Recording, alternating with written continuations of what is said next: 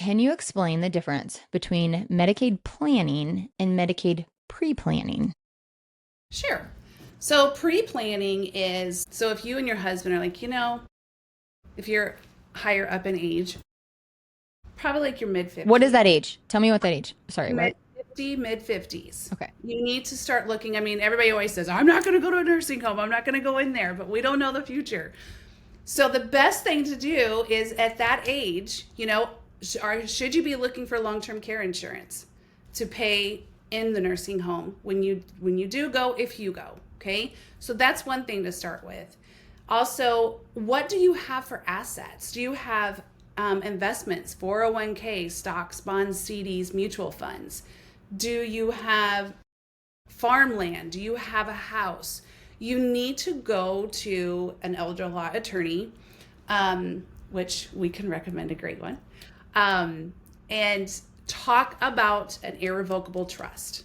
Because now I cannot talk about trust because I'm not an attorney, but an irrevocable trust is what is going to help preserve any huge assets that you have if you go into the nursing home, as long as you do it 5 years in advance, because there's the 5-year look back.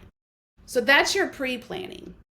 And then your Medicaid planning. So not to interrupt you, I just want to clarify that the look back is 5 years. So when we're talking about pre-planning, we're talking about 5 years. We need to be thinking more than 5 years into the future for pre-planning, because that's the look back on if something were to happen, right? Yes. Is that correct? Correct. Okay. Correct. And everybody's like I said, they're always like, well, nothing's going to happen to me. We don't know if we're going to have a stroke and wind up in a nursing home. We just don't know. So it's better to have it planned and taken care of. And it's a lifesaver. But then just your planning is, okay, well, we didn't pre-plan. So here's all of mom and dad's assets, or here's mom's assets, and we need Medicaid, and we need it now. And that's usually what happens is we need it now, as opposed to, hey, we're going to run out of money in a year, 6 months.